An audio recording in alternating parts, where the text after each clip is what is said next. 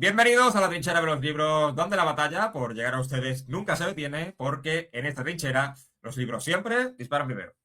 Y en esta trinchera yo sí que marco el lugar. La defensa de la libertad empieza por respetar. Y en la trinchera eso es revolución cultural. Continuamos con los debates de mayo y en esta ocasión nos vamos a sumergir en un tema fascinante, aunque a veces accidentado, que son las incoherencias narrativas, es decir, ese pacto de confianza que se rompe con el lector cuando el autor del libro ha cometido errores de verosimilitud que nos sacan completamente de la historia. Esos errores pueden ir desde cambios en la psicología de un personaje hasta la ruptura de las leyes de la física que el mismo autor había planteado desde un inicio. El culpable siempre es el mismo, el autor. Y eso es lo que tenemos que evitar porque puede transformar una obra maestra en un auténtico fracaso narrativo. Por eso, a lo largo de este debate, vamos a abordar ideas como la ruptura de la lógica interna de una obra, esos tropiezos que comete el autor cuando quiere recordar algo que ya ha escrito pero luego lo ignora para conveniencia de la trama, la inconsistencia del personaje o líneas temporales que sencillamente son imposibles porque un personaje no puede recorrer 10 kilómetros en 5 minutos. Para analizar estos dos pequeños pero grandes inconvenientes técnicos, me he traído a un elenco con algunas caras nuevas, formado por Raquel Llorca, por ser una trayectoria profesional y literaria muy vinculada a la investigación de la espiritualidad y la psicología, aparte de haber sido portavoz de prensa en España de la gobernadora del gobierno mayor indígena colombiano. Entre sus obras destacan Las caras ocultas de Dios, la magia talismática de las cartas o Sacerdotisa Maeli. Su faceta narrativa ha sido reconocida con premios como el Premio Rubí Narrativa y el Premio de Relato Corto Cosechadores Andaluces. Bienvenida, Raquel. Ay, muy buenas y muchas gracias, y voy a colaborar con el programa dando todo de mí, y agradecida y muy contenta de estar aquí con Gracias. todos vosotros. Custodio Pérez, autor de la trilogía Andalucía Negra, compuesta por Granada Oscura, Mitos y Leyendas del Mar de Oliva, El Triángulo del Sur y ahora Andalucía Negra 2, también reconocido por haber sido entrevistado por David Broncano en el programa de la Revuelta de Televisión Española. Bienvenido, Custodio. Muy buenas, Samuel, aquí estamos de nuevo. Y nada, a ver cómo se da el debate. ¿Cuánto tiempo, Custodio? Sí, tiempo, hace ya, es que estoy muy liado últimamente. Bienvenido. Alejandro Miranda, escritor y docente de humanidades, con un doctorado en literatura española, cuya tesis investigó la evolución del arquetipo de la hechicera desde Medea y Circe hasta figuras modernas como Glinda. Combina su pasión por la tradición literaria con una perspectiva humanista en sus escritos. Su obra incluye su debut, Crónicas de Fantasía, y la trilogía completa Víctor, la historia de la reina malvada. Bienvenido, Alejandro. Hola, ¿cuánto tiempo? Fernando Fernández, un autor de Almería que comenzó su trayectoria literaria en 2020, formándose en varios cursos de escritura, y su primera obra es Bajo la luna rota. Bienvenido, Fernando. Nada, como siempre, un placer estar aquí con todos vosotros y a ver qué tal sale el debate. Carolina Aguilar, residente en Bogotá, Colombia, es una escritora y poeta colombiana, máster en poesía por la Escuela de Escritores de Barcelona y ganadora de 15 certámenes literarios internacionales, especialista en literatura infantil y juvenil. Ha publicado diversas obras con Ita Editorial y es una figura recurrente en la Filbo como mentora de nuevos talentos. Y le doy mi agradecimiento a Carolina porque son las 3 de la mañana ahora mismo en Bogotá. Carolina ha dormido antes y está con nosotros de madrugada. Así que muchísimas gracias, Carolina. Ay, no, gracias a ti, Samuel, y gracias a todos por permitirme estar en este maravilloso debate. Gracias, Carolina. Bueno, vamos a empezar. Os voy a plantear primero una pregunta a vosotros como autores. Si habéis cometido algún tipo de incoherencia, aunque luego la vamos a abordar, algo que hayáis visto en el proceso de revisión de vuestra obra que no era coherente con lo que habíais planteado inicialmente, me gustaría que explicarais ese tipo de incoherencia y cuando os disteis cuenta exactamente cómo la subsanasteis. Fernando.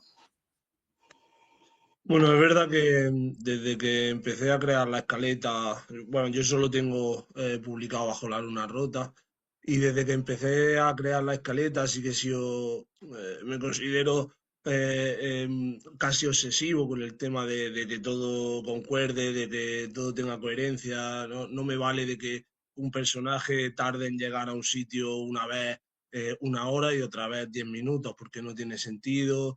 Entonces sí que intento que desde el inicio, desde la propia escaleta, que yo a la hora de escribir hago unas escaletas que muchas veces casi podría publicarlas directamente.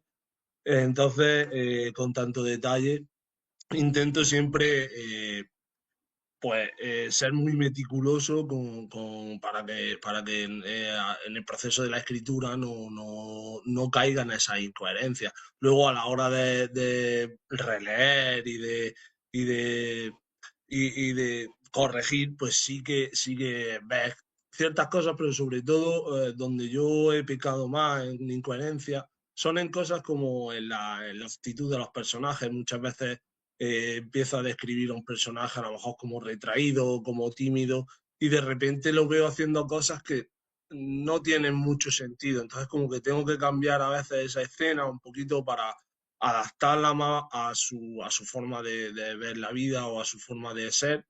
eh, más que lo otro, pero luego en coherencia en cuanto a tiempo, espacio y demás, intento ser, ya te digo, muy meticuloso antes de comenzar la escritura.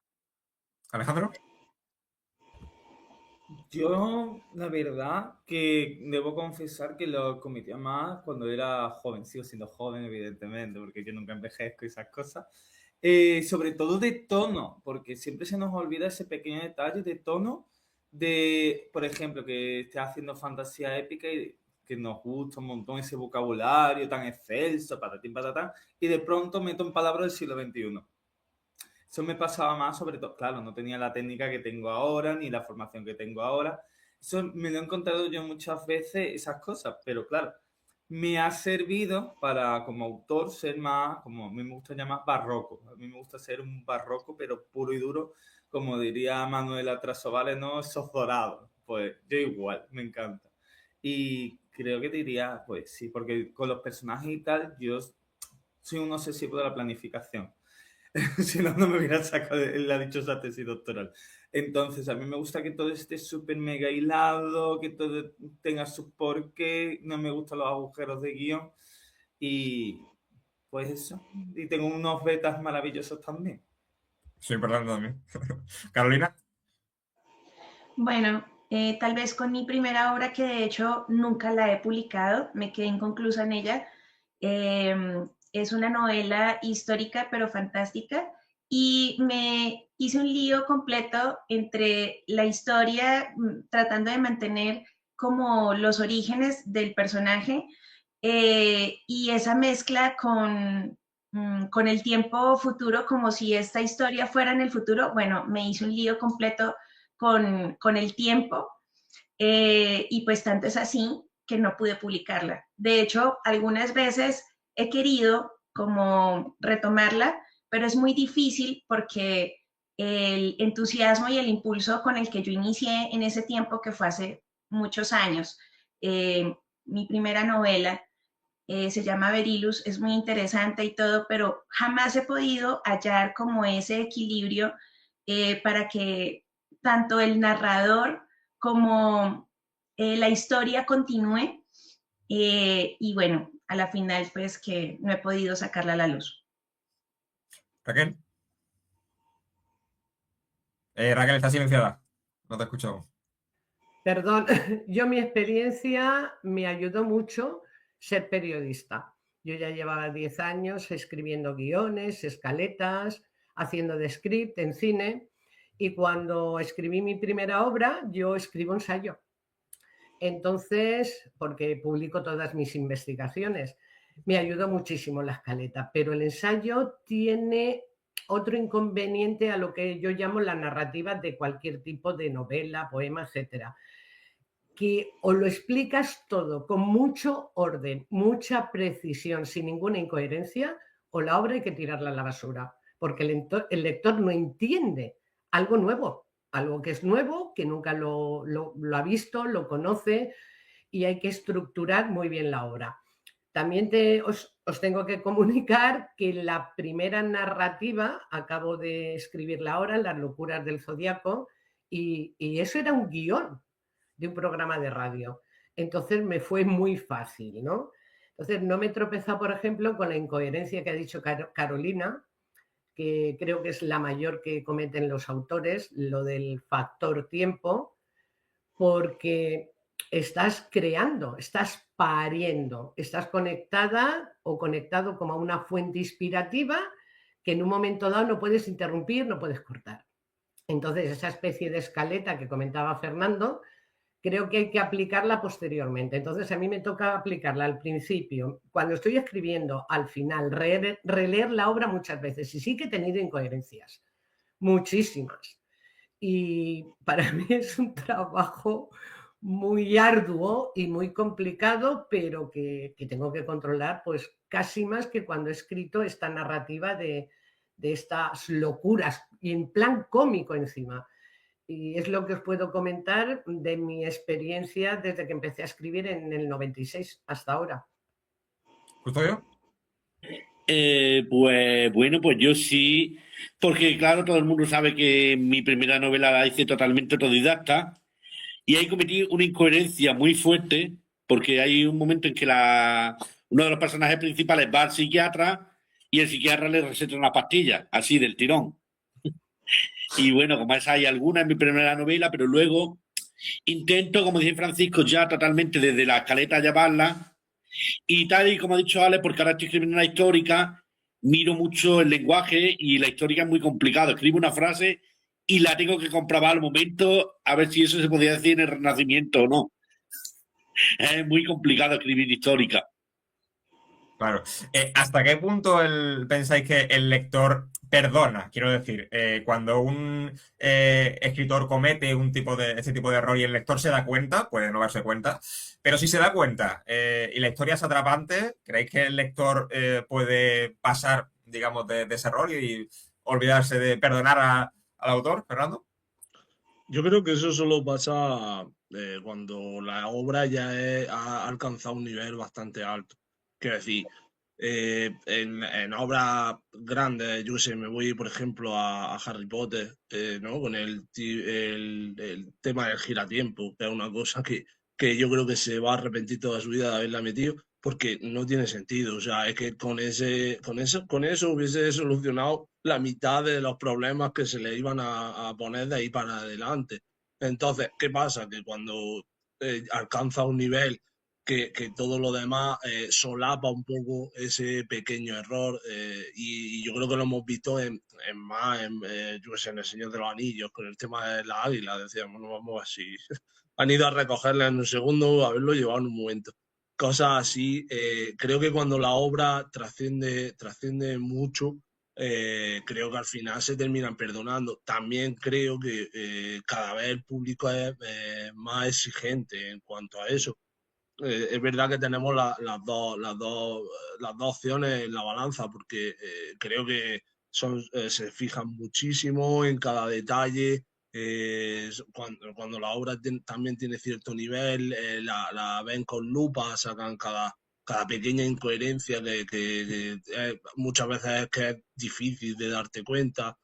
Yo qué sé, o una manera de hablar de un policía. Entonces, es que un policía nunca diría esto. Bueno, a ver, pues ya está. Sí, lógicamente tenemos que tener en cuenta que es ficción. No es un documental, no estamos hablando de algo que es literal. Pero yo creo que al final el lector quiere disfrutar de la historia, y si hay algo que no le permite disfrutarla tanto y sin embargo la ha disfrutado, la va a obviar, a no ser que sea un error flagrante que le quite el sentido a toda la historia. Pero si son pequeños detalles, creo que al final una buena obra va a estar por encima de esas pequeñas incoherencias. Alejandro.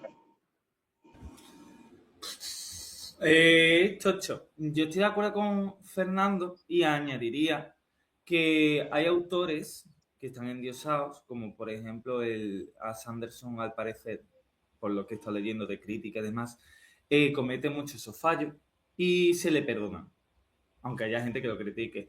También sucede a nivel de literatura clásica, se me cae el guión, también pasa en la literatura clásica, como por ejemplo Cervantes, que parece que no podemos criticar a los clásicos, pero yo a veces sí, a veces digo, venga, va, voy a caer en la tentación, ¿no?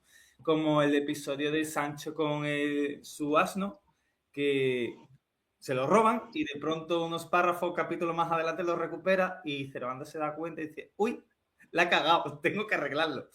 O, por ejemplo, también con El maravilloso Mago de Oz, que no sé si lo sabéis, pero son como 14 novelas y el tío escribió la primera, dijo, bueno, vale, no me preocupo.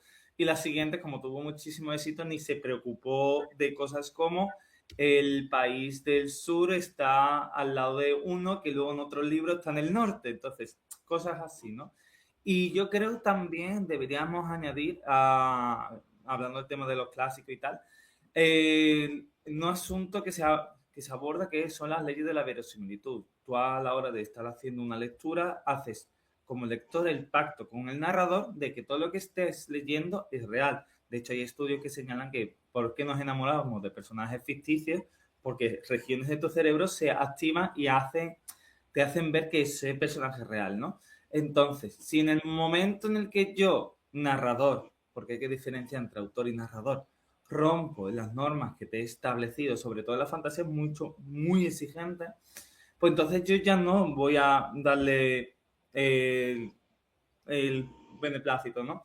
También es que, como dice Fernando, totalmente de acuerdo, ya depende de obra. Tolkien y estudiosos de Tolkien, en sus cartas hablando del tema de las águilas, pues yo estoy de acuerdo, ese es un agujero curioso, debería haberlo revisado, pero a ver, fueron 50 años haciendo una novela, todo el universo literario, algo se le tenía que escapar a la pobre criatura, la verdad.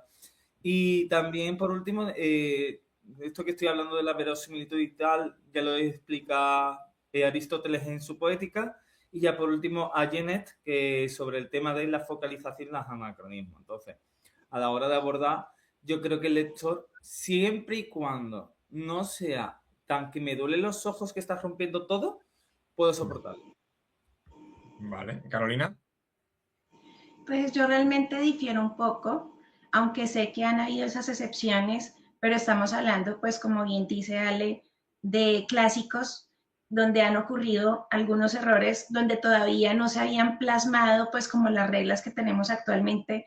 En este tiempo, nosotros como autores, sí es garrafal que tengamos esos errores y sí podemos perder muchos lectores por eso. En este momento hay tanta información tanto en Internet como en cursos, como en los mismos colegios, universidades, respecto a la narrativa, respecto a la creación literaria, que incluso hay muchos lectores que ya son muy versados y que conocen ya muy a profundidad estas reglas y estas normas y que las cometamos en esta época nosotros como autores modernos, pienso que vamos a perder bastantes lectores. Es tanto así que por eso es que en esta novela que les comenté, yo la escribí a los 13 años, nunca la he podido publicar y no la voy a publicar hasta que llegue a algún punto de equilibrio en la obra donde yo pueda retomar como esa inspiración y también cumplir con las reglas y con las normas que se requieren mínimas como para que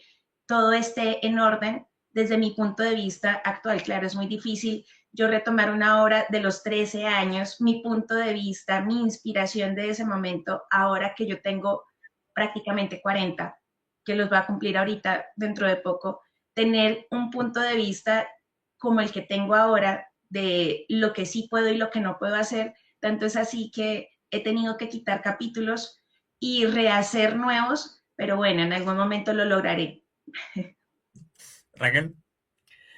Bueno, mira, para mí las incoherencias a nivel de lo que estamos hablando, creo que el lector no las perdona cuando los saca de la historia, cuando de repente te descolocas y no sabes como lector por dónde vas. Hay otras que las podemos perdonar como lectores. Estoy de acuerdo con lo que comentaba Fernando y también con lo que ha dicho Alejandro, porque a mí las que me chirrían, por ejemplo, son las tecnológicas. Por ejemplo, en Julio César de Shakespeare hay un reloj que da unas campanadas y los relojes mecánicos entraron en funcionamiento casi 1000 años después.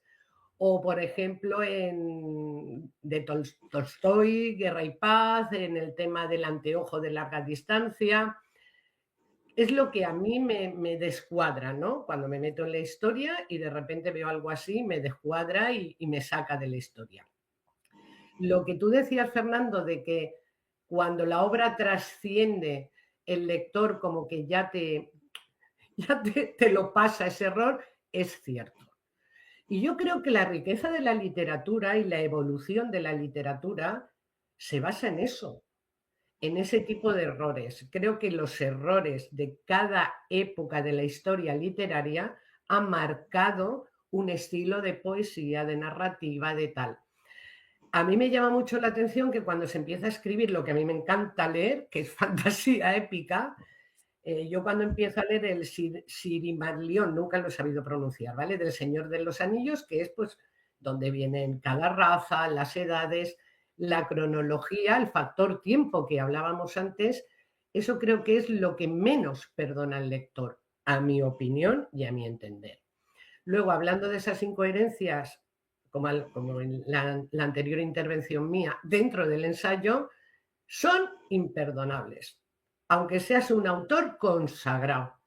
Cuando tú estás escribiendo un ensayo no puede haber ninguna incoherencia, lo vuelvo a decir.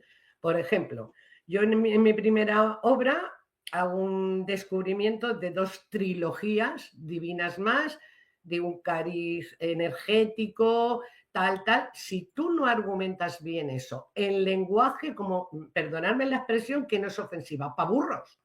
Yo cuando conozco algo, por favor que me lo expliquen, que no tengo ni idea.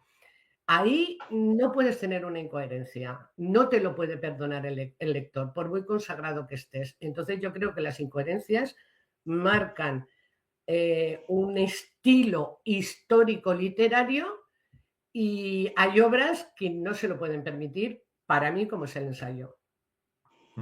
Y en novela histórica entiendo que tampoco, en ninguna, ¿no? Pero en novela histórica cuando son hechos históricos, son hechos históricos, quiero decir.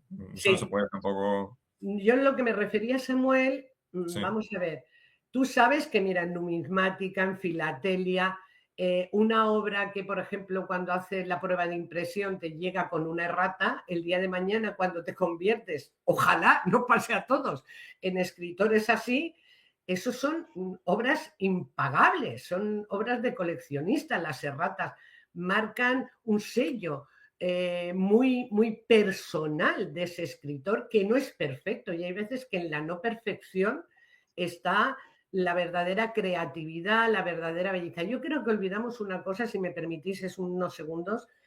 Yo hablo de la canalización. Hay escritores que conectan, como llamo yo, con la fuente o con la musa, ¿vale? Y empiezas a escribir y si paras, rompes eso. Cuando continúas escribiendo y cuando paras y lees dices, Dios mío de mi vida, ¿cómo arreglo yo ahora esto? Pero si cortas esa conexión, yo creo que la creatividad, lo que tú estás viendo como si fuese una película tan real, ese vestido verde esmeralda o esas hojas o esa luz, cortas esa conexión. Y creo que hay 2 tipos de escritores, que yo llamo los canalizadores y los no canalizadores, que no sé ahora mismo cómo definirlos. Yo, por ejemplo, en ensayo no puedo ponerme a canalizar, tengo que ser muy objetiva, muy concreta, no estoy como conectada a esa fuente de inspiración que te da esa creatividad, ese sello, esa impronta tuya como escritor. ¿Custodio? Pues yo creo que también va en el tipo de lector. Claro, porque yo soy, por ejemplo, yo soy lector que leo de todo, lo mismo me leo una roncón, que leo una histórica, leo una novela negra, y a mí si las incoherencias no son muy graves, digamos si hay alguna incoherencia, incluso si hay muchas, pero son pequeñas, a mí no me suelen sacar de la historia. Pero hay lectores que lo que yo me refiero a ellos como lectores puristas, que estos sí, y a lo mejor la más mínima incoherencia ya les saca de la historia, ya no te, pero no sé, yo creo que eso va en la persona. Vale, vamos a abordar la primera voy a intentar abordar 5, a ver si no batimos. La primera sería la línea temporal, ¿no? Es decir, decimos que, por ejemplo, el padre del protagonista ha muerto en 1980 y luego 20 páginas después sigue vivo, ¿no? Ha resucitado. Entonces, este tipo de incoherencia, no sé si la habéis visto mucho. ¿Cómo creéis que también que podemos evitarla? ¿Fernando? Bueno, es verdad que creo que son las que menos se ven, porque al final creo que son las más sencillas de darte cuenta a priori antes de comenzar a escribir, porque bueno, yo creo que cualquier escritor poco más o menos se hace un tipo de escaleta, algunos son más meticulosos, otros menos, pero más o menos todos. Y es lo más difícil, yo creo, o sea, es lo más difícil de ver en cuanto a ese tipo de error. Ahora mismo, es verdad que no se me viene ninguno a la mente, y evitarlo al final es darle muchas vueltas a cada detalle, intentar, yo por ejemplo, en esta segunda novela que estoy escribiendo, la primera novela, la escaleta la hice por capítulo. En esta segunda novela, la escaleta la he hecho por tiempo, la he hecho por día. Eh, Porque así me resulta más sencillo para no cometer esa incongruencia. Incluso yo lo que veo a lo mejor más de fallo en cuanto al tiempo es el no saber. O sea, muchas veces termino una historia y no sabes si han pasado una semana o 3 años. Entonces, eso a mí sí me chirría un poco, porque muchas veces a lo mejor, yo qué sé, empiezas a leer una novela, te habla del invierno, por ejemplo, y de repente está en verano y dices, pero ha pasado ya 6 meses, ¿cuándo? ¿Qué ha pasado? No queda bien reflejado. Y a mí, por ejemplo, eso sí que me saca un poco, porque digo, pero bueno, todo este tiempo que hemos tenido entre medias, se deja como en el aire y ya está, no pasa nada. Entonces yo primero por eso suelo escribir mi historia, empiecen y acaban a lo mejor en un plazo de 15 días, como mucho, porque me gusta más ese tipo también para thriller creo que viene mejor, ese tipo de que sea más picado, eh, más rápido. Y aparte porque no me gusta dejar esos lapsos de tiempo sin ningún tipo de explicación. Y eso sí que lo he visto a lo mejor en más obras. Pero sí es cierto que hay algunos autores que ponen la fecha, ¿no? O sea, tal mes, o sea, tal día, tal mes y tal año. Entonces Sí, ya sí, quizás el lector se puede ubicar hay mejor, incluso ¿no? que hay gente que incluso sí, exactamente, te pone, a lo mejor incluso el nombre del capítulo es la fecha o el día que ha ocurrido eso. No digo ser tan, a lo mejor tan cuadriculado, ¿no? Pero sí no dejarlo han pasado 3 meses y ya está, ¿no? Claro, entra incoherencia. Si ponemos a lo mejor, yo qué sé, el día 17, imagínate que es lunes, luego, claro, tiene que seguir siendo lunes, o sea, no Hombre, puede ser claro, claro. sábado. Que menos Claro. que tener un Y viene el calendario calendario. delante. Hombre, sí, Claro, sí. tener un calendario delante y no tiene que coincidir, que si dices que, pero por lo menos que Mm. se han pasado 7 días, que sean 7 días de la semana y del mes, claro. Eso es Alejandro. importante. Pues me queda un poco traspuesto porque, a ver, son errores y el tema que comenta Fer sobre el que queda un poco en el aire. Hay muchos autores que usan eso porque presuponen que sus lectores son listos. Entonces, claro, a lo mejor de esa manera te está queriendo dejar ese espacio para que tú crees lo que sucede. Yo debería romper una lanza de una cosa es el error y otra cosa de recursos estilísticos. Es decir, la falla sale por el descuido. Pero ahora, si está utilizado en base a un conocimiento previo, puedo romperlo. Esto es como el arte. Al final el arte hay que conocer las normas para hacer lo que a mí me dé la gana. Entonces, yo eso sí lo diría, y también que hay muchos escritores que, por ejemplo, cuando empiezan a escribir, cometen erratas como, por ejemplo, los tiempos verbales. Yo ya hay un chaval que me lo pasó en su día y se lo dije de, mira, tienes que saber cuando tienes que usar un indefinido. Claro, ya también por deformación profesional, ya mis queridísimos periodistas me podéis matar con todo lujo de detalle y lo comprenderé.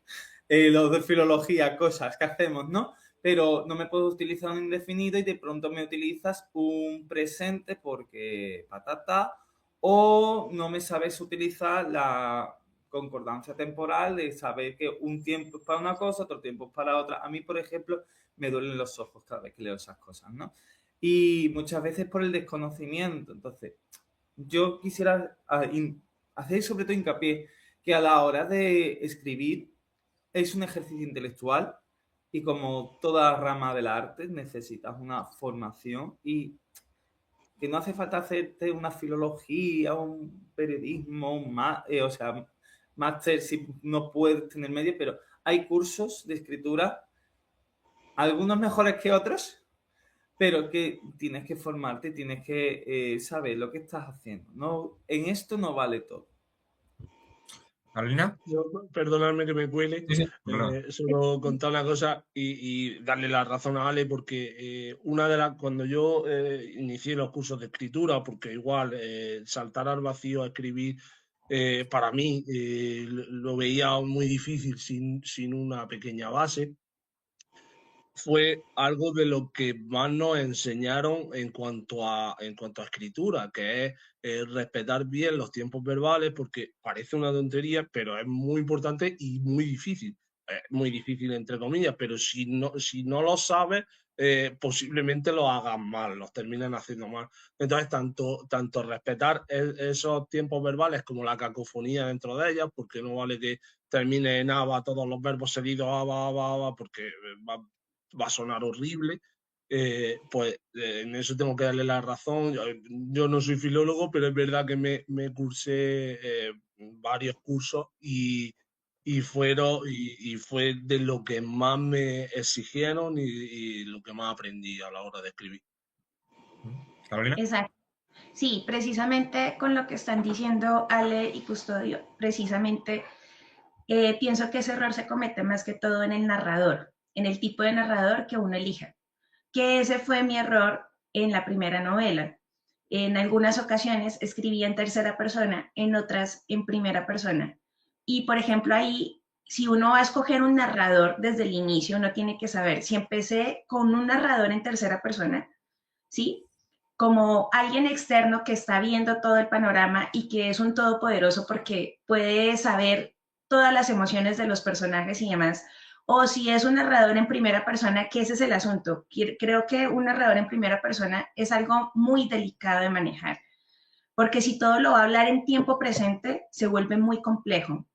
Y ahí es donde empiezan a haber errores gramaticales, como los tiempos adverbiales o los tiempos de los verbos, donde se empieza a cambiar por completo toda la estructura y entonces se vuelve uno un 8.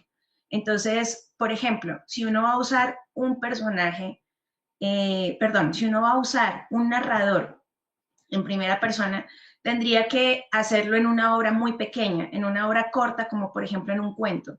Y aún así se va a ver uno en aprietos. Entonces, creo que tiene uno que ser un poco más versado para poder jugar con eso, dependiendo del tipo de narrador.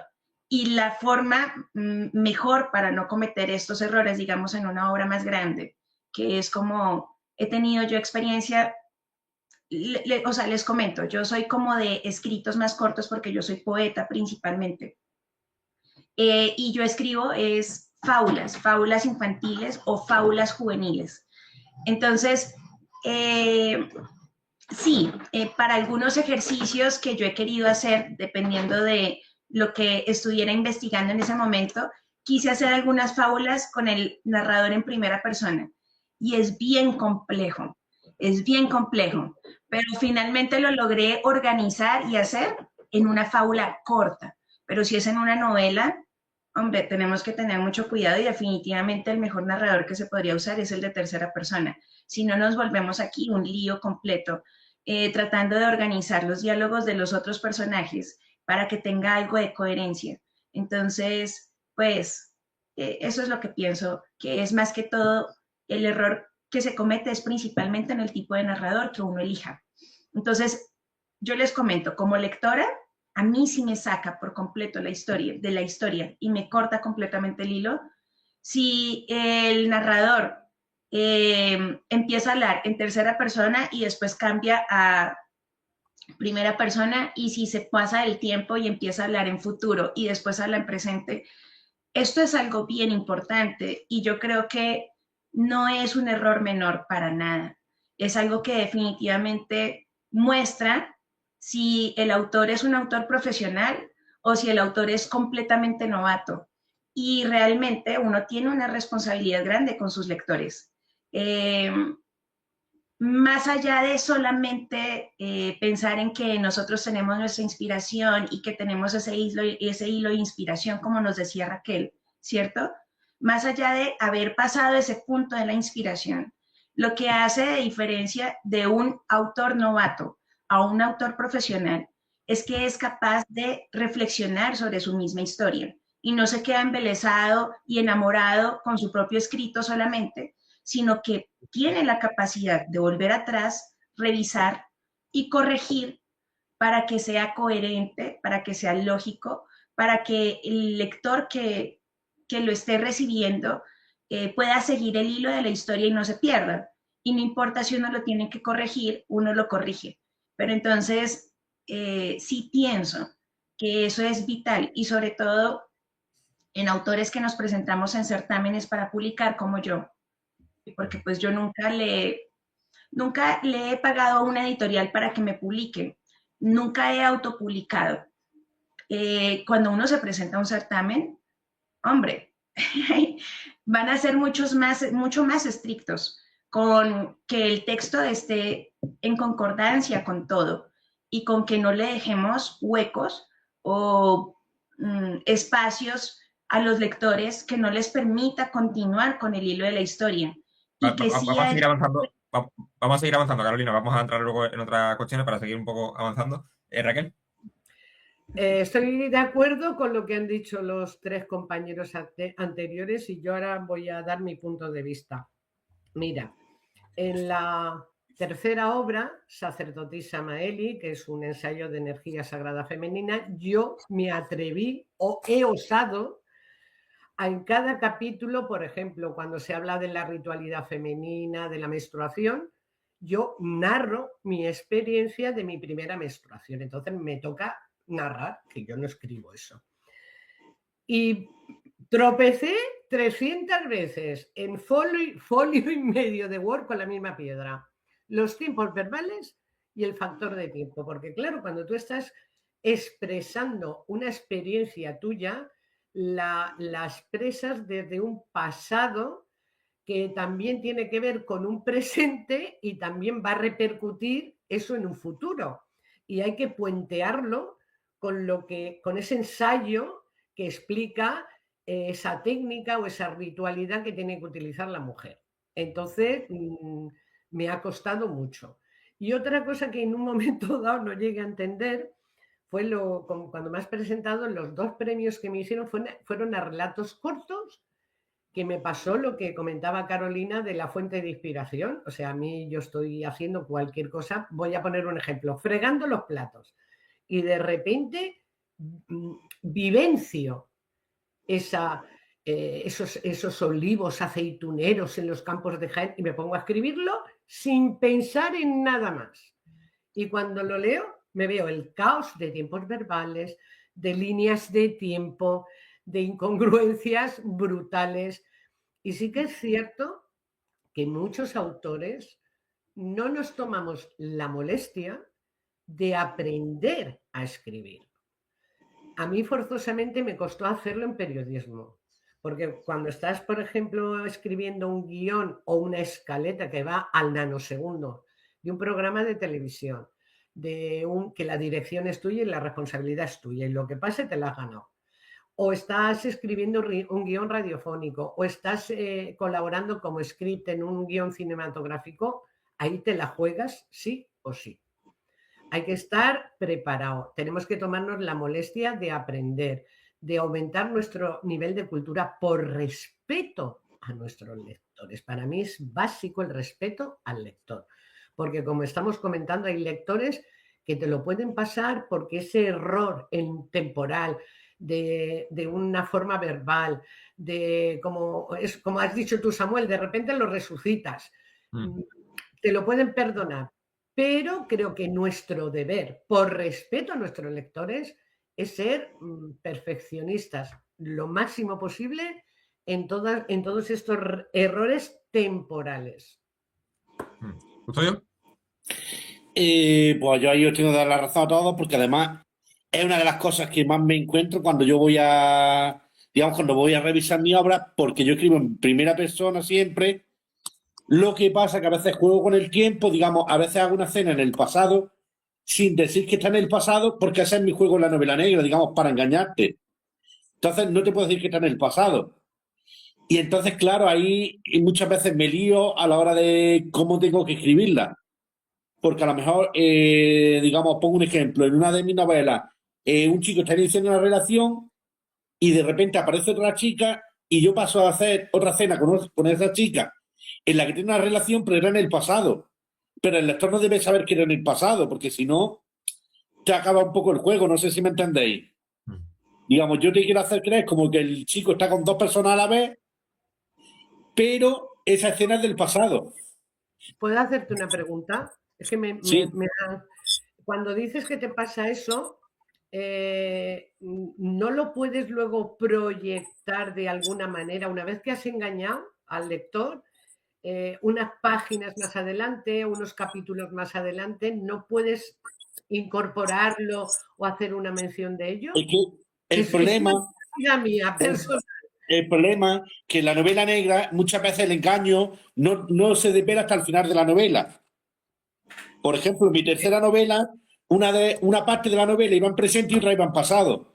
Entonces, en el momento que yo te escribo en pasado, ya dices, esto ya ha pasado, entonces esto es anterior. Entonces, esto es lo que va a originar la primera historia. No sé si Yo me lo, entendéis. yo lo apañaría, fíjate, no sé por qué estoy diciendo lo que estoy Mm. diciendo, pero ¿Eh? juega con cosas de parapsicología, etcétera, etcétera. Los déjà vu, los famosos déjà vu. Muchas veces yo he leído autores que de novela negra que te lo muestran, como dices tú al final, como si hubiese sido una proyección astral, un déjà vu, y suele quedar bastante bien, no sé, se me acaba de No, ocurrir. sí, sí, yo sé lo que te refieres con el déjà vu, pero por ejemplo, en el mío, os cuento y os hago un poquito de spoiler de mi novela. Hay una historia carcelaria, digamos, una historia en la cárcel de un personaje, y la muerte de ese personaje genera que el asesino vaya a por los detectives durante la novela. Entonces, si yo te estoy contando la historia carcelaria, luego te pasan los detectives, luego la carcelaria, entonces en el momento que tú sabes que la carcelaria es anterior, ya Ya. sabes, algo en la cárcel va a originar todo. Sí, sí, ya lo Entonces, adivinas, hasta el final no lo puedes saber. sí que lo intuyes, ya más o menos lo vas intuyendo Claro. en la lectura. Vale. Sí, sí, sí, Aquí sí. abrimos otro melón, me refiero a ti, Custodio, porque el escritor brújula quizás es más susceptible a cometer este tipo de errores, ¿no? Porque no tiene escaletado nada, no tiene una planificación previa. Y se pone a escribir un poco lo que va saliendo, ¿no? Entonces, esa ausencia de guión previo puede provocar quizás, tú que eres más, quizás sabes un poquito más de eso, ¿crees que conoces a algunos compañeros que hayan tenido más problemas con ese tipo de cosas por ser brújula? La verdad que sí, tienes razón, porque es como dice Fernando, yo hacer escaleta, yo lo miro todo con lupa. Digamos, yo en la última novela que escribí, digamos, había un asesino que era una persona y luego heredaba, digamos, seguía asesinando el nieto. Pues yo miraba las fechas con lupa para que todo me cuadrara, para que el abuelo siguiera vivo en el momento exacto y que tuviera la edad necesaria para poder asesinar.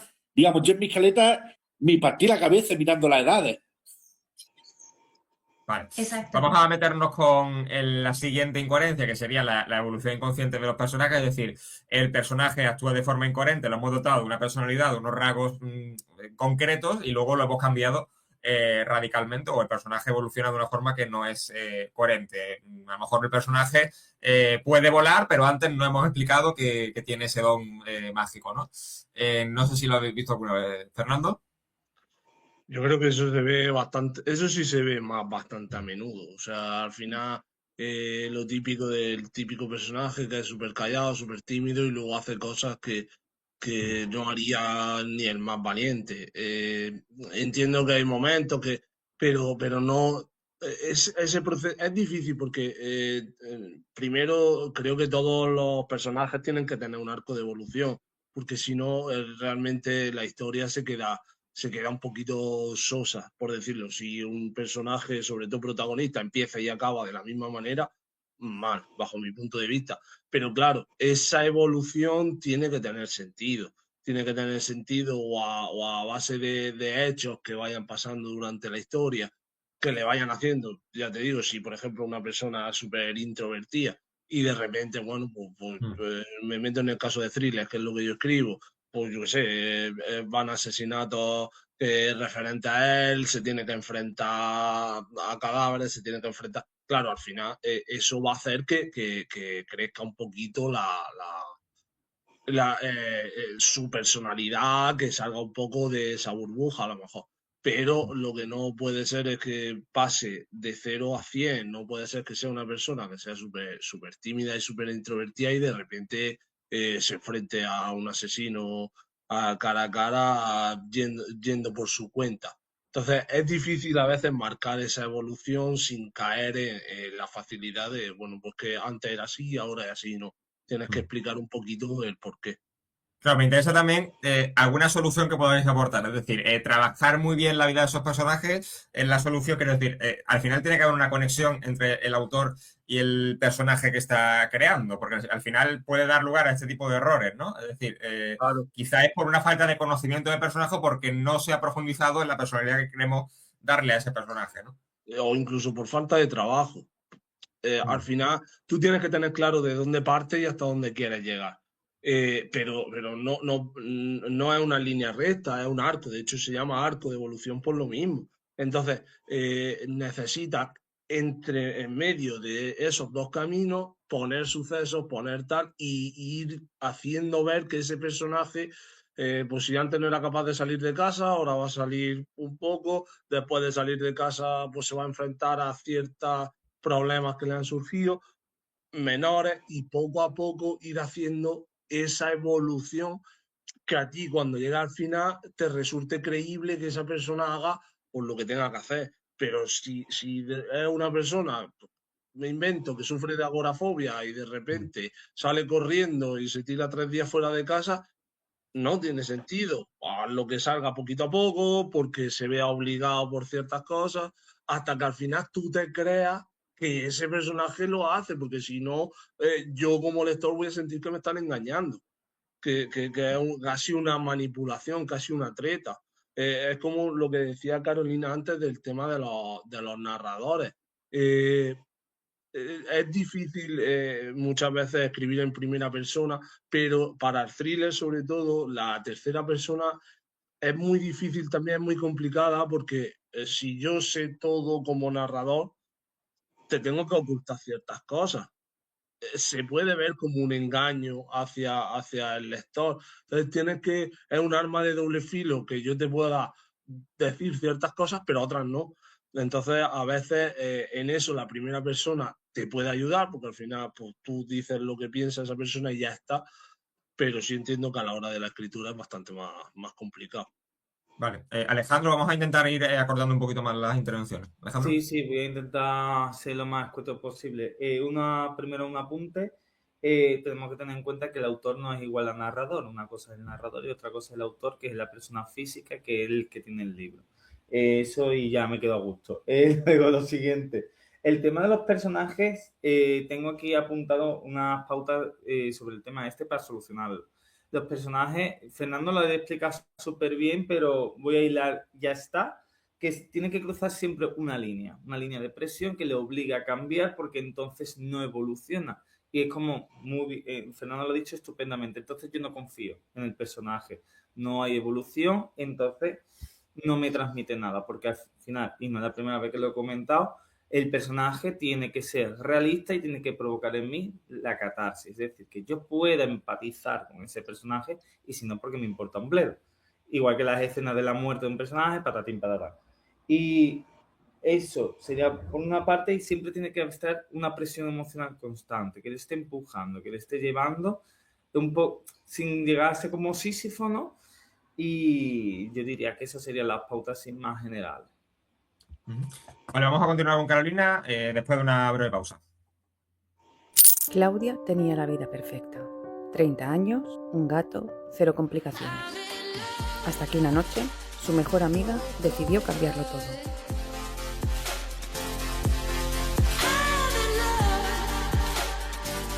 Alcohol, dudas y esa cabezonería suya que siempre llega en el peor momento.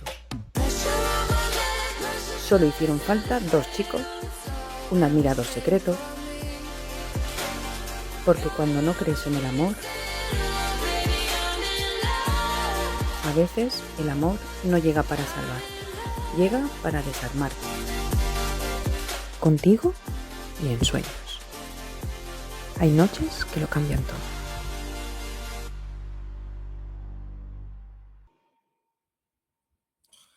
Carolina, continúa. Bueno, entonces estoy de acuerdo con lo que decía Fernando y Ale, precisamente. Pienso que esto es lo que los lectores llamamos el desarrollo de personaje, ¿no?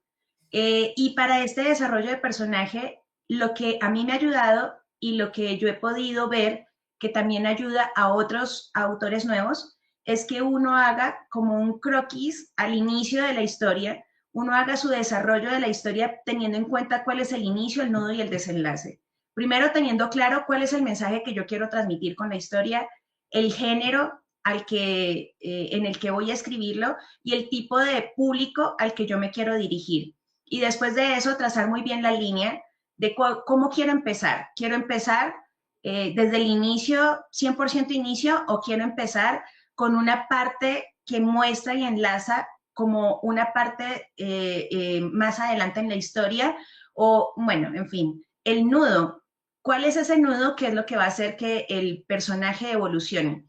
Y entonces, como hablaba Fernando, si el personaje va a sacar algunas habilidades que él mismo desconocía, entonces digamos que la trama está mostrando que el desarrollo del personaje, ¡ay, qué pasó! ¿Me ven? ¿Se cortó? No. Hola. Ah, ¿no? Sí, Ah, sí. bueno, perfecto. Sí. Perdón, se me puso la pantalla en blanco y pensé que me había salido. Bueno, No. entonces, por ejemplo,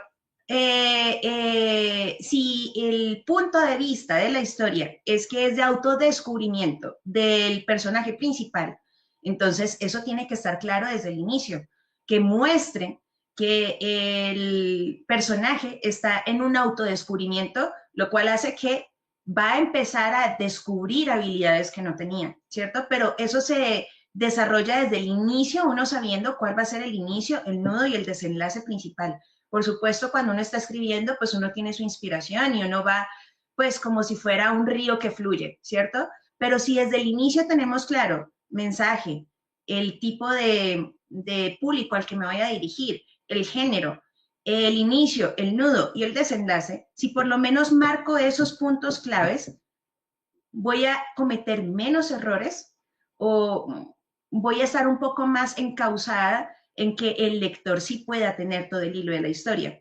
Es un error grande, que fue el que cometí yo con mi primera obra que no he podido terminar, que es la que les comento, que lo hice así netamente por inspiración, sin ningún tipo de estrategia para escribirlo. Y cuando uno va a escribir una novela, eso es muy grave, no tener una estrategia desde el inicio. Solamente escribir, seguramente se nos va a perder el hilo en algún punto, en algún momento nos vamos a meter en un callejón sin salida donde ya no se puede terminar la historia, que fue lo que me pasó. Me quedé a 3 capítulos de terminar y ya cuando yo reviso después, más adelante la obra, ya no hay manera de completar las cosas porque se mete uno en una encrucijada porque la obra no estaba bien diseñada, no había una estrategia ni un plan para escribir. Entonces pienso que eso nos puede ayudar mucho para no cometer esos errores. Estaba silenciado, perdona. Vamos a seguir. Carolina, perdona que te corte. Raquel. Bueno, yo voy a contar una experiencia personal al respecto. Como ya sabéis, soy ensayista, pero como terapeuta especializada en víctimas de violencia de género, me vi en la obligación del Día Internacional de la Violencia de Género escribir una obra de teatro. Entonces, esa obra de teatro era de un hombre, el título era No quiero ser tú. Ese hombre se intercambiaban los papeles y yo digo, bueno, ¿cómo paso de un perfil de maltratador, de libro, vamos, a un perfil de un hombre que ha concienciado lo que está haciendo? Escribí una biografía, me tocó escribir la biografía del personaje. Me funcionó muy bien. Era una obra de teatro corta, de 12 minutos más o menos, Entonces, biografía, escaleta, vamos a ver, escaleta de la escaleta, para que me entendáis. Y luego, cuando hice la segunda obra de teatro, me encontré también con la línea temporal, porque era una obra que era Novios en el pasado. Es decir, aparecen del futuro el día de la celebración de la boda, del convite de la boda. Entonces te encuentras con que tiene que haber un desarrollo de ese personaje de cuando era joven a cuando ya es anciano, y sus hijos y sus nietos le han regalado un viaje en el tiempo para que rememoren el día de su boda, las conversaciones.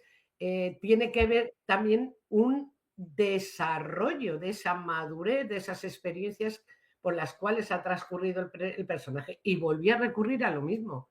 A mí me funciona cuando tengo que hacer cosas así, que yo ya sabéis que no escribo eso, lo sabéis que lo he dicho, soy de ensayo.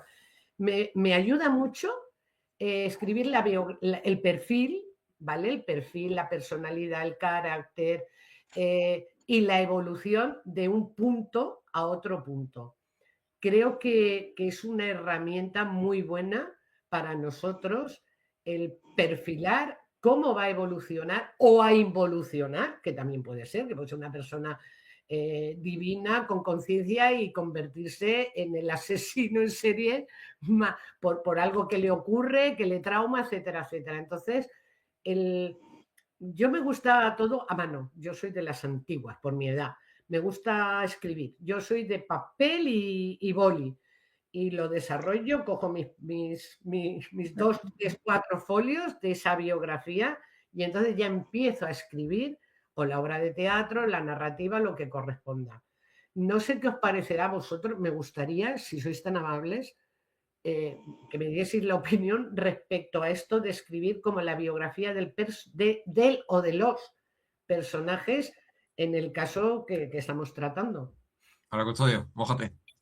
Pues la verdad que es muy importante lo que habéis dicho todos, porque claro, yo que soy un escritor de escaleta totalmente puro y duro, una de las cosas más importantes de la escaleta es crear una buena historia de tus personajes, una buena ficha de personaje, como se llama, donde tú le creas una historia, creas cómo va a evolucionar o va a involucionar, como bien has dicho, y claro, y ella te sirve para meter secretos, para meter cosas. Y siempre y todo, cuando lo llevas a rajatabla, no debes de ver este problema. El tema, por ejemplo, mis personajes en mis libros tienen una personalidad muy marcada que no me suelen pasar, no suelo tener yo estos errores. Pero por lo demás, yo creo que haciendo una buena ficha de personaje no debería de surgir estos problemas. Y nada, aquí los dejo, chicos, porque me tengo que ir y voy a desconectar porque me tengo que ir. Te quedas aquí y nos vemos en otra ocasión. Gracias. Hasta luego. Hasta luego. Claro, que te vaya bien.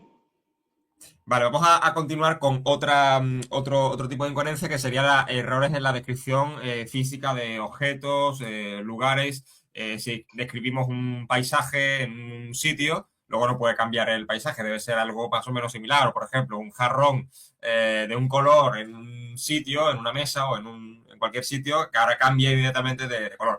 Claro, este tipo de errores quizás sean los que hemos comentado antes, ¿no? Errores perdonables, ¿no? Porque quizás son cuestiones menores y no tanto cuestiones más relacionadas con la voz narrativa, con el estilo de la obra. ¿Vosotros sí habéis cometido este tipo de errores de distorsión, yo qué sé, de colores o de este tipo de cosas que a lo mejor se os ha escapado en un momento dado? Vamos a empezar con Carolina. Bueno, pues en ese aspecto no me ha pasado, porque solo en esa primera obra que les comento, que definitivamente esa obra es como donde cometí todos los errores, pero ya después de eso, que ya hice algunos cursos literarios de creación literaria, ya no cometí ese error porque desarrollé esta estrategia que les comenté ahorita. Entonces, si uno tiene un poquito de estrategia al escribir y hace ese perfil de personaje, como dijiste tú, Raquel, que a mí me parece que es algo que ayuda muchísimo, tener ese perfil del personaje y tener como ese croquis del inicio, el nudo y el desenlace, es más sencillo centrarse en el escenario. Yo también hago un perfilamiento del escenario o los escenarios que voy a usar, y para los escenarios es necesario hacer una investigación. Haciendo aquí un poquito de cuña, pues un poquito de el debate que subiste ayer, Samuel, con Pepa. El debate no, sino la entrevista que hiciste a Pepa. Ella hablaba mucho de la investigación en su obra, ¿sí?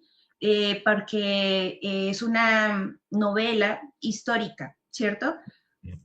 Aunque obviamente pues hay cosas de fantasía porque pues no está hablando específicamente de un personaje histórico, pero sí es necesario que uno como autor investigue para que el escenario sea coherente y se cometa el mínimo de errores. Claro, pueden pasar algunos errores como lo que tú acabas de decir, un poco más suaves, pero si son errores más flagrantes, como por ejemplo que el escenario que yo escojo es un sitio montañoso, digamos que yo escojo Bogotá, pero no conozco nada de Bogotá, ni de la geografía, ni de cómo era en cierta época, como por ejemplo un relato juvenil que yo tengo que se llama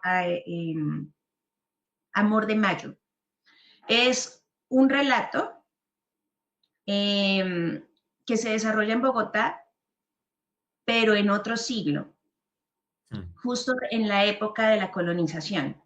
Entonces, en este momento, si yo usara para esa historia un escenario de la Bogotá que hay actualmente, claro, que es tan grande, cometería errores muy graves. Hay que hacer investigación del escenario. Y pues lo que hablábamos al inicio, sí, puede que algunos lectores pasen por alto si son muy novatos, pero realmente, por ejemplo, en mi caso, que mi público objetivo, pues sí, es juvenil, ¿sí?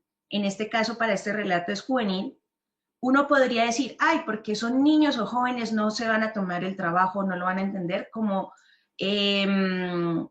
minimizando la capacidad de esos lectores, estoy cometiendo un error, ¿sí? Porque en realidad ellos son los que están más pendientes de cada detalle. Mis hijos, por ejemplo, que son jóvenes que tienen 16 años y mi hijo mayor que tiene 21, ellos han sido lectores consagrados desde niños y ellos son los lectores que a los 7, 8 años dejaban una historia si no tenía sentido. Mi amor, ¿qué te pareció tal libro? Ah, no me gustó. ¿Por qué? Porque no tenía mucho sentido. Mira, estaba hablando de, no sé, digamos un escenario en la luna, por ejemplo, un futurista. Y de pronto empezó a mencionar el lugar como si fuera aquí en la Tierra. Y eso lo sacaba de contexto.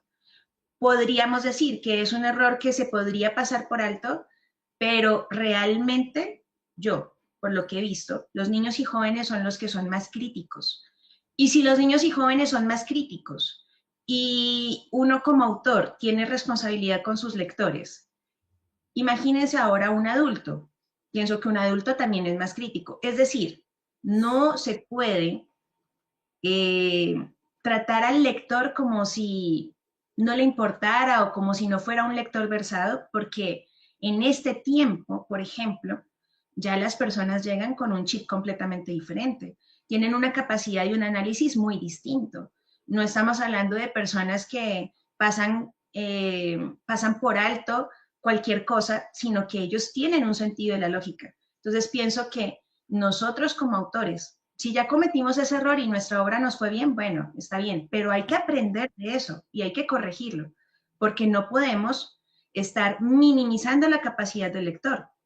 Los lectores son muy hábiles, independientemente de su edad, y tenemos que mantener ese respeto hacia ellos. Entonces, pienso que si el punto de vista es aprendamos de ese error, pues aprendamos de ese error. Pero si el punto de vista es, voy a cometer todos los errores aquí y con eso no importa y no voy a hacer nada de investigación de los paisajes o los entornos o los objetos que son propios de ese escenario, entonces estoy cometiendo un error muy grave como autor porque le estoy faltando el respeto a mi lector. Y entonces a eso me refiero.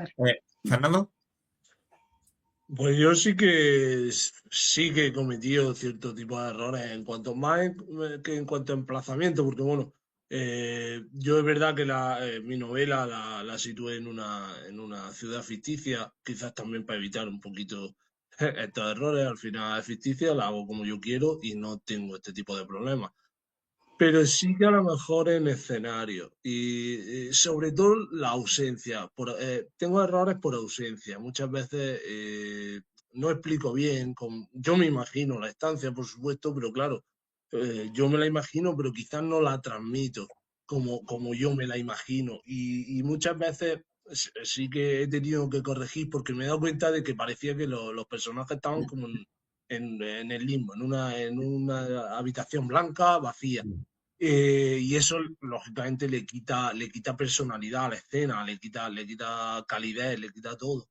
En eso sí que he cometido incongruencia en cuanto a, pues, a no definir bien, aunque en mi cabeza estuviesen, no expresarlo bien. Y entonces, claro, hay ciertos movimientos que en mi cabeza tienen sentido, pero no para el lector, porque si yo estoy dentro de una cabaña, pues hay una chimenea encendida y yo no lo he explicado, o a lo mejor ciertos movimientos de los personajes en cuanto a acercarse porque hace frío o en cuanto a... eh, ya no tiene sentido. Es verdad que yo soy o intento ser un escritor que me gusta y tampoco me gusta empezar describiendo y describir todo el detalle, sino describir más bien con el movimiento de los personajes, pero tengo que describirlo bien y muchas veces me he encontrado en que había vacíos bastante grandes en los propios escenarios. Alejandro. Con el tema de errores de descripción, yo señalaría más no confundir que un jarrón es naranja y de pronto es de origen chino, ¿no? Sino a la hora de hacer la envoltura. O sea, la envoltura es importante, pero hay que saber llevarla. No me puedo tirar 3 páginas describiendo y de pronto no importa nada porque luego el espacio no afecta al personaje porque se nos olvida, somos animales y el entorno nos afecta. O me recreo de tal manera que, Dios de mi vida, no escribas tanto, por favor. Hay escritores que a la hora que eso suele ser un error, ¿no? Se recrean en el espacio y luego en 3 líneas de diálogo me lo he quitado. Hay que saber llevar un punto intermedio. Ese sería mi consejo. Pero en fantasía, ¿tú crees, Ale, que es más fácil equivocarse estás creando un universo al final, ¿no? O sea, ¿es más fácil cometer incongruencias en este tipo de género? ¿O realmente Sí, es igual? sobre todo porque ignoran las preguntas de, por ejemplo, no hay que llegar a un nivel obsesivo, pero hay gente que dice, por ejemplo, bueno, el clima, tenemos que saber cómo funciona el clima. Tenemos que saber que las montañas hacen o provocan que haya lluvia, o que si hay un valle, pues se concentrará más el calor, o incluso el lenguaje está afectado por el entorno en el cual se desarrolla la vida humana. Y si hay una ciudad, tenemos que saber que la ciudad tiene que estar al lado de un río. ¿Por qué? Porque es mi fuente de agua, etcétera, etcétera. A la hora de escribir la fantasía, el entorno, como empieza desde cero, es importante. Y es lo que ha señalado Carolina. Hay que documentarse, hay que informarse. Y si es normal que te cometas fallos. Hay escritores que, por ejemplo, se están contando la nieve y te está describiendo la nieve con una pobreza léxica brutal y otros que se tiran 3 páginas describiéndote cómo es el copo, cómo cae, no sé, ni tanto ni tan, ¿sabes? Sí. Ni tanto ni tampoco. Yo creo que sí. Raquel, muy brevemente. Mira, yo creo que hay que diseñar la escena, ¿vale? Como en el cine. Y tienes que tener claro si es histórica, como han dicho los compañeros, documentarte de la época en la que se desarrolla la historia.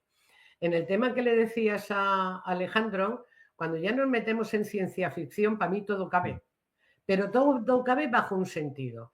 Creo que el escritor tiene que ser capaz de visualizar desde fuera, no desde dentro, porque desde dentro, no sé si se va a entender lo que quiero mostrar. Desde dentro pierdes perspectiva.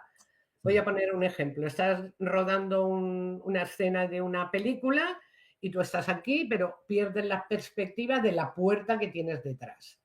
No sabemos si es de roble, si es blanca, y a lo mejor unos minutos, unos segundos después esa puerta es importante porque alguien la abre, porque se da un trompazo contra ella. Entonces hay que ver siempre el escenario desde fuera, el contexto histórico, los elementos que hay. Si tienes que hacer una descriptiva de qué elementos. Yo siempre aconsejo que, igual que he dicho en la pregunta anterior, que a mí me viene muy bien hacer la biografía de quién es ese personaje, cómo va a evolucionar o involucionar, de ir por escenas, de describir las escenas y ver que lo que voy a contar de esa escena, en qué elemento de esa escena tengo que llevar más cuidado, porque su descriptiva y su léxico de esa descriptiva va a ser importante porque va ligado al desarrollo posterior de la historia o no. A mí me resulta fácil. Vamos, mi madre de pequeña me llamaba Antoñita la Fantástica. Yo tengo una capacidad de imaginación brutal. Pero se me desborda, se me descoloca, porque va más rápida la imaginación que el sentido práctico y común de cuando lo tienes que plasmar y reflejar. Entonces, como una manera de hacer también una especie de escaleta de la escaleta de la escaleta de ese contexto que es tan importante, porque a mí lo que no me vale, por ejemplo, es que si yo ahora hago una película tipo Parque Jurásico, pero voy a meter al protagonista que ha viajado en el tiempo y está con los dinosaurios, y un cielo estrellado donde se ve la constelación de Orión, qué bonita. Eso es mentira. Yo necesito saber astronómicamente, en la mayor medida de lo posible, si habían las mismas estrellas, si habían menos, vegetación, etcétera, etcétera. Entonces creo que es muy importante hacer una descriptiva, como hace la script en cine, que se queda pendiente de cuando cortas para una escena y retomas milimétricamente dónde estaba cada actor colocado, que no se mueva el cenicero, que no se mueva la cortina, que no se mueva nada. Pues algo similar hay que hacer a la hora de que estamos pariendo, me encanta esta palabra, pariendo una historia. Vale, para terminar, la última inconsistencia, los diálogos, es decir, cuando un personaje contradice algo que ya ha dicho previamente, o tiene una forma de pensar o un argumentario concreto y de repente lo cambiamos. Un minuto cada uno, como mucho, muy brevemente. Fernando. Los diálogos son de lo más complejo, creo yo, porque al final incluso tiende a olvidarte ciertas cosas que un personaje ha dicho, porque te pone en modo automático de escribir y a veces se te olvida, y creo que hay que repasar muy bien y tener muy constancia de las cosas importantes que has dicho, no repetirlas y no contradecirte en ellas. O sea, yo en eso creo que soy exhaustivo en cuanto al tema, repaso mucho sobre todo los diálogos para que no me ocurra esto, y marco muy bien el tema de cada cosa importante que ha dicho cada uno. Alejandro. Yo suelo decir lo mismo que dice un montón de veces. El tema de los diálogos es muy importante porque está a través del verbo, estás diciendo como un personaje. Entonces, para evitar problemas, primero tener muy claro su background y intentar que el diálogo sea lo más natural posible. No puede ser que, por ejemplo, me he encontrado un personaje que es un pescador que no estudia en su vida por circunstancias y demás, y de pronto no sé cuántas páginas más adelante, porque sí me usó un palabra en plan, hoy se me han arrebolado las mejillas, por poner. No, sí. Vamos a ver, si eres pescador sin formación por circunstancias, ¿sabes? O sea, yo digo eso. Y ya no me quiero enrollar demasiado porque seguramente mis compañeras tendrán que soltar cosas más maravillosas que yo. Raquel. Vamos a ver, yo estoy de acuerdo con mis dos compañeros, que para mí también es lo más complicado, el diálogo. Sobre todo, y ya vuelvo a repetirme, en teatro, que es lo que yo he escrito a este nivel, ¿vale? Porque normalmente mis personajes utilizan muchas frases hechas o muchas muletillas. Por ejemplo, vamos a ver, tienes que mantenerlo. no sé cuántos capítulos atrás o hacia adelante tienes que mantener esa forma de expresividad del lenguaje del personaje, que es lo que define, lo que le da su carácter y lo que le da su personalidad. Y volvemos también, de acuerdo con vosotros, con los tiempos, los diálogos. A lo mejor ahora mismo estás escribiendo un diálogo en referencia a, ¿te acuerdas cuando te dije tal cosa, tal otra, tal? Tienes que retrogradarte a ese otro capítulo de esa conversación para no cometer ese error o esa incongruencia y sí, estoy de acuerdo que es lo más complicado. ¿Cómo arreglarlo? Pues yo lo arreglo leyendo, me voy apuntando los capítulos donde hay un diálogo hasta la página en el documento de Word para cuando sigo escribiendo estar pendiente de que hay una conversación anterior para volverla a releer y no meter la pata.